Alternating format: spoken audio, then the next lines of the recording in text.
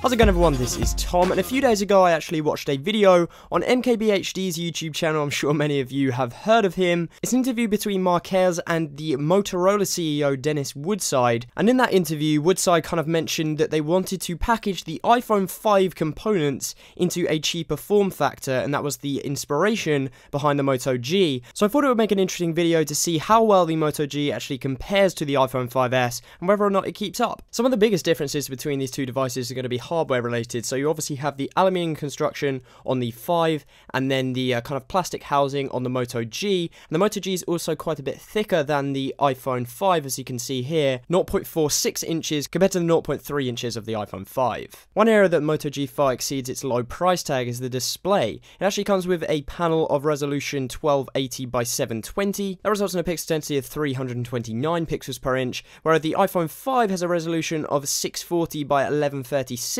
and that results in a pixel density of 326 pixels per inch. So they're very, very similar in display quality, and I'm extremely impressed with the display on the Moto G. On to some speed comparisons now. We're using Geekbench 3 first of all. This gives you kind of a system overall performance grade for the device that you're actually using the application on. I'm going to skip through to the results, and as you can see, the iPhone 5 comes in with a single core performance of 723 and a multi-core performance of 1304, whilst the Moto G comes in with a single core performance of 344 and a multi-core performance of 1167. So purely judging it off of that, the iPhone 5 is obviously quite a bit faster, or at least the processor and hardware inside it is, than the Moto G. Moving on to some gaming performance now. I'm sure many of you are aware that the iPhone 5 runs games pretty much fine, pretty much flawlessly, no drop frames or anything like that, so I'm not going to spend a ton of time going over this one. This is Riptide GP2 for any of you that don't know the game. It's quite a lot of 3D rendering in there. Now switching over to the Moto G,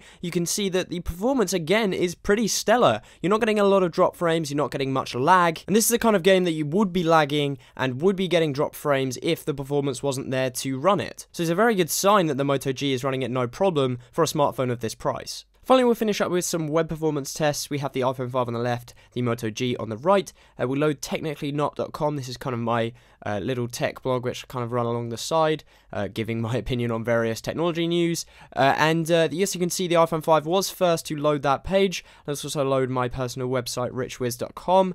And the Moto G was actually first to load that one, as you can see right there. And then finally, we're going to finish off with a slightly more intensive website.